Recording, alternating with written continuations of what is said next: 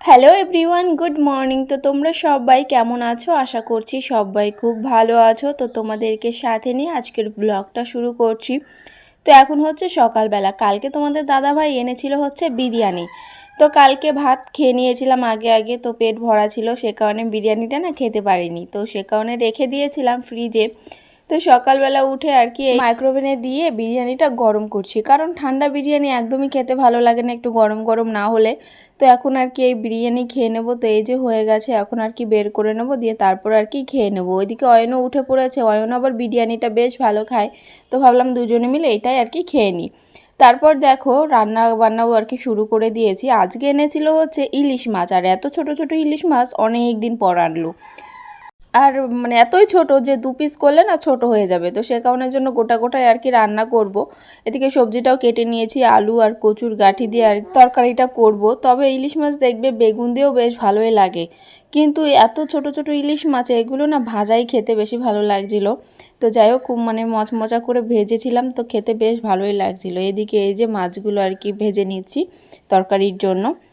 তো চলো দেখাই আর কি কি রান্না করলাম। তো তো এই যে এখানে আছে হচ্ছে বাঁধাকপি ভাজা আর ইলিশ মাছ ভেজে একটু তেল তুলে রেখেছিলাম, কারণ তোমাদের দাদাভাই এই তেলটা না বেশ ভালো খায়। তো সে কারণের জন্য তোমাদের দাদাভাইয়ের জন্য তেলটা তুলে রেখেছিলাম। আর এই যে আলু দিয়ে গাঁঠি দিয়ে মাছের তরকারিটা। আর এত তাড়াতাড়ি যদি রান্নাটা হয়ে যেত তাহলে কি ভালো হতো, তাই না? তবে আমার অনেকটা টাইম লেগেছে রান্নাটা করতে। তো তারপর আর কি আসলাম রান্নাঘরটা পরিষ্কার করতে। ফ্রিজের ওপরে দেখো কত কিছু জমে গেছে, তো ভাবলাম ফ্রিজের ওপরটা একটু পরিষ্কার করি। তারপর আর কি রান্নাঘরটাও আর কি মুছে টুছে পরিষ্কার করে নেব। আর ফ্রিজের ওপরের জন্য একটা মানে কি বলে ওইগুলো, তো কভার কিনবো ভাবছি। কিনবো করে কেনাই হচ্ছে না। তো একটা গামছা দেখতে পাচ্ছ মানে পেতে রেখেছি ওপরটাতে, কারণ পাতার মতো সেরকম কিছুই ছিল না। কাভারটা আগে যে কাভারটা ছিল ব্লু কালারের, ওই কাভারটা না নষ্ট হয়ে গেছে, কারণ টান লাগলেই ছিঁড়ে যাচ্ছিলো। তো সে কারণের জন্য ওইটা ফেলে দিয়েছি। তারপর আর কি এই গামছাটা পেতে রেখেছি। তারপর চলে আসলাম এই যে মানে যেখানটা করে রান্না করি সেই জায়গাটা পরিষ্কার করতে। ফ্রিজের ওপরটা পরিষ্কার করে এই জায়গাটা করে চলে আসলাম। আর মাইক্রোওভেনের ওপরের ওই টাওয়ালটা ঝেড়ে ঝুড়ে আর কি আবার পেতে দিলাম। তারপরে ওই যে চামচ রাখার কি বলবো এটা, তো যাই হোক ওইটাও আর কি রেখে দিলাম। তারপর এই যে গ্যাস ওভেনটা মুছে নিচ্ছি। আর আমার না ওই সাইডটা করে রান্না করতে করতে জানলার ওই সামনেটা দেখতে পাচ্ছ কেমন যেন কালো কালো হয়ে গেছে।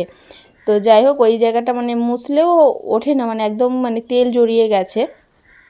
আর আমাদের দেখো জানলাটা এখনও লাগানো হয়নি। তো এই জায়গাটা এমনি খোলামেলাই থাকে, তবে খোলামেলা থাকলে না একটা জিনিস ভালো হয়, যে রান্নাঘরে যে একটা মানে গ্যাস থাকে না, তো সেইটা আর হয় না, কারণ সবসময় জানলাটা খোলা থাকে। আর এখন চলে আসলাম বিছানাটা গোছাতে। তো প্রথমে বিছানা চাদরটা তুলে নেব, তারপর তোশকের ওপরে যে কাপড়টা আছে ওইটা আর কি ঝেড়ে ঝুড়ে টান করে আর কি নেব। তারপরে আর কি বিছানা চাদরটা পেতে নেব। আর আমাদের ছাদে যেহেতু মুরগি আছে, তোমাদের দেখিয়েছিলাম না যে আমাদের ছাদে একটা মানে 2টো মুরগি আছে। তো আটকানো রয়েছে, যেহেতু রাত্রেবেলা আটকে রাখা হয়, সারাদিন ছেড়েই রাখা হয়, আটকানো রয়েছে, বেরোনোর জন্য কত না কত ডাকাডাকি করছে। তো তোমরা শুনতে পাচ্ছ হয়তো, কারণ আমি এখন এই যে ভিডিওটা এডিট করছি সকালবেলা, তো এখনই আর কি ওই ডাকাডাকি শুরু করেছে। তো যাই হোক মানে এখন আর কি খাটের ওই সাইডটা মুছে নিচ্ছি। আর ওই যে ডিজাইন করাটা না, ওইটার ভেতর দিয়ে যে কি পরিমাণে মানে ধুলো জমে, তো কি বলবো, সে কারণে না মুছলে ভালো লাগে না। তো একটু মুছে নিলাম, তারপর চাদরটা পেতে নিচ্ছি। তো এই চাদরটাই পেতে নেব। আর আমার জানো তো অনেকগুলো চাদর জমে গেছে, যে মানে একটু হালকা কালার চটে চটে গেছে। তো সেই চাদরগুলো ভাবছি কি মানে ইউজ করে করে বাদ দিয়ে দিতে হবে, কারণ শুধু শুধু এই চাদরগুলো জমিয়ে রেখে ভালো ভালো চাদরগুলো সব বিছিয়ে তো লাভ নেই। তো ভাবছি যে এইগুলো আগে বিছিয়ে টিছিয়ে মানে ওইগুলো বাদ দিয়ে দেবো, তারপর আর কি অন্য চাদরগুলো পাতবো। তো এই আর কি। তারপর দেখো বালিশগুলো জায়গা মতন রেখে দিচ্ছি।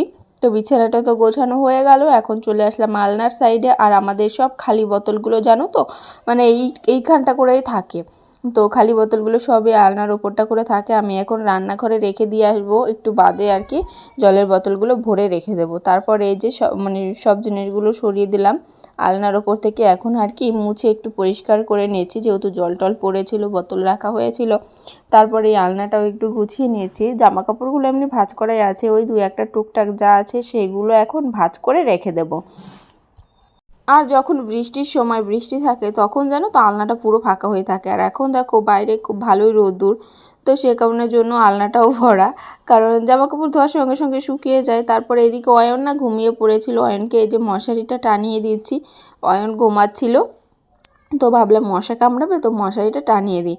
তারপর এখন চলে আসলাম ওই ম্যাশিংয়ের ওপরটা পরিষ্কার করতে। ম্যাশিংয়ের ওপরে থাকে অয়নের ওই টুকটাক খেলনা টেলনা অনেক কিছুই থাকে, তো সব কিছু বিছানায় আর কি রেখে তারপরে জায়গাটা মুছে টুচে পরিষ্কার করে আবার এই জায়গাটায় রেখে দেবো। আর এই যে ম্যাশিংয়ের সঙ্গে সুতোটা রেখেই দিয়েছিলাম আমি ম্যাশিংয়ের সঙ্গে, তারপরে ওই যে ওরা দুভাই এসে সুতোটাকে এমনভাবে পেঁচিয়ে পেঁচিয়ে রেখে দেবে, তো পরে আবার আমাকে ঠিক করতে হয়। তারপর আবার সেলাই করতে গেলেও না মানে সেলাই ঠিকঠাক হতে চায় না। তো যাই হোক সেই সুতোটা আর কি ছাড়িয়ে এখন এই যে মুছে টুচে পরিষ্কার করে নিচ্ছি। এখন আর কি যা যা ছিল সব নামিয়ে রাখলাম, যেসব জিনিসগুলো সেই সব জিনিসগুলো এটার ওপরে রেখে দেবো। আর জানো তো ইউটিউবে ভিডিও করলে প্রচুর পরিমাণে ধৈর্যর প্রয়োজন হয়, কারণ আমি এই যে 2.5 বছর ধরে আমি ভিডিও করছি, 2.5 বছর বুঝতে পারছো কতগুলো দিন ভিডিও করছি, তবে চেষ্টা চালিয়ে যাব। আর আমি এটা আগে অনেকবার ভেবেছি যে আমি ভিডিও করছি এত কষ্ট করে, কিছুই হচ্ছে না, তাহলে ভিডিও বাদ দিয়ে দেবো। ওই দু 4 দিন কি 1 সপ্তাহ এরকম বন্ধ থাকে, তারপরে না আবারও মানে ভিডিও না দিলে ভালো লাগে না। তখন ভাবি যে এতদিন এত কষ্ট করলাম, তাহলে আর কিছুদিন ট্রাই করি। তো এটাই ভেবে ভেবে আর কি পুরো 2.5 বছর কেটে গেল। তো যাই হোক দেখো এই যে অয়নের খেলনাগুলো ম্যাশিংয়ের ওপর দিয়ে আর কি রেখে দিলাম। তারপর এই যে টিভির ওপর দিয়ে না যে টেডিগুলো আছে অনেক দিন হয়ে গেল এইগুলোকে আর কি ঝেড়ে টেড়ে আর কি রাখা হয় না, তো ভাবলাম যে আজকে তাহলে একটু ঝেড়ে ঝুড়ে তারপরে আবার রেখে দিই। আর এরকম যদি না ঝেড়ে ঝুড়ে রাখি তাহলে না মানে ওই ধুলো পড়ে যায়, যখন ঘরটা ঝাড়ু দিই না সব ধুলোগুলো যেন ওই টেডিগুলোর মাথায় গিয়ে লাগে, তো সে কারণের জন্য একটু না ঝাড়লে ভালো হয় না। অনেক দিন হয়েই গেল যে ওই টেডিগুলোকে একটু পরিষ্কার করা হয় না, তো এখন এই যে একটু পরিষ্কার করে নিচ্ছি। আর এই যে আমার হাতে যে পুতুলটা দেখতে পাচ্ছ ওই পুতুলটা জানো তো মানে 35 টাকা দাম নিয়েছিল, পাড়ায় এসেছিলো খেলনা, মানে অনেক রকমের খেলনা এসেছিলো, অয়নের পছন্দ হয়েছিল ওই পুতুলটা, যেই কিনে দিয়েছি কেনার সঙ্গে সঙ্গে না ও ওইভাবে ফেলে রেখেছিল, ওটা নিয়ে আর খেলাই করতো না। তো সে কারণের জন্য আমি আর কি ওইটার ওপর একটু সাজিয়ে রেখেছি। আর জানো তো সংসার জীবনটা দূর থেকে যতটা সহজ মনে হয় অতটাও সহজ না। তো বিয়ের আগে ভাবতাম বিয়ে তো শুধু ওই রান্না বান্না করবো, খাওয়া দাওয়া করবো, বরের সঙ্গে ঘুরবো ফিরবো, এই আর কি। কিন্তু এখন বুঝতে পারছি যে বিয়ে কি, একটা সংসারে কতটা কষ্ট করতে হয়। তো আমার এখন কি মনে হয় জানো তো, বিয়ের আগের যে লাইফটা স্কুল লাইফটা ওইটা সব থেকে বেস্ট লাইফ, ওটার মতো আর মানে কোনো সময় আর কি ওটার মতো হয় না। তবে সময়ের সঙ্গে মানিয়ে নেওয়ার চেষ্টা করি, আর এটাই ভাবি যে এটা হয়তো হওয়ারই ছিল। তো যাই হোক এই যে ড্রয়ারটার ওপরেও একটু পরিষ্কার করে আর কি ওই টেডিটা রেখে দিলাম। তারপর এখন এই শোকেসের ওপরটা পরিষ্কার করব। দেখো মানে টুকটাক সব জিনিসগুলো এর ওপর দিয়ে আর কি রাখা হয়, সেইগুলো এখন আর কি নিচে নামিয়ে রাখছি। আর এমনি শোকেসে যে কাচের ভেতরটা ওইগুলো এমনি পরিষ্কার করাই আছে, কালকে করেছিলাম, তো আজকে আর ওই ভেতরটা পরিষ্কার করতে হবে না, ওই শোকেসের ওপরটা পরিষ্কার করব। আর এই যে বন্দুকটা দেখতে পাচ্ছ ওটা না ধুলো জমে গেছিলো, তো এই বন্দুকটা অয়নের জেঠু এনে দিয়েছিল দুবাই থেকে। তো ভাবলাম এভাবে ফেলে রেখে তো লাভ নেই, ব্যাটারিটা খারাপ হয়ে গেছে, ব্যাটারি ভরলে আবার ঠিক হয়ে যাবে, তো এমনি তুলে রাখি, যখন ব্যাটারি নিয়ে আসবে তখন আর কি ওইটা লাগিয়ে দেবো।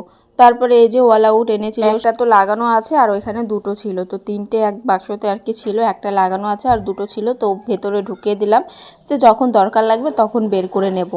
আর আমার জানো তো এমনিতেই আর কি যেসব বাড়তি জিনিসগুলো মানে সামনে রাখতে ভালো লাগে না, সেইগুলো এমনি আলাদা অন্য জায়গায় রাখবো, যখন দরকার হবে তখন বের করে নেবো, কিন্তু এই যে সামনে দিয়ে রাখতে না ভালো লাগে না। আর আমার ঘরে আমি বেশি জিনিসও রাখি না, কারণ ভালো লাগে না। বেশি জিনিস রাখলে না নোংরাটাও বেশি হয়, আরও হচ্ছে পরিষ্কার করতে গেলেও কষ্ট হয়। সে কারণের জন্য এই সিম্পলের মধ্যে আর কি আমার ঘরটাকে একটু সাজিয়ে গুছিয়ে রাখি। তারপর বাচ্চা কাচ্চা থাকলে জানো তো অতটাও গুছিয়ে রাখা হয় না, তবে যতটা সম্ভব রাখি। তো এখন এই যে শোকেসের কাজগুলো মুছে নিলাম, তারপর এই যে এই নিচটা করেও না প্রচুর পরিমাণে ধুলো জমে, তো মুছে নিলাম। তারপর এখন এই যে ঘরটা ঝাড়ু দিয়ে নিচ্ছি। আর ঘরটা ঝাড়ু দিয়ে আমি স্নান করব অনেকটাই, মানে বেলাও বলবো না কারণ সন্ধ্যায় লেগে গেছে। তো যাই হোক এখন যাব হচ্ছে আমি স্নান করতে, ঘরটা ঝাড়ু দিয়ে স্নান করব। আর বাসন টাসন আগেই ধোয়া হয়ে গেছে।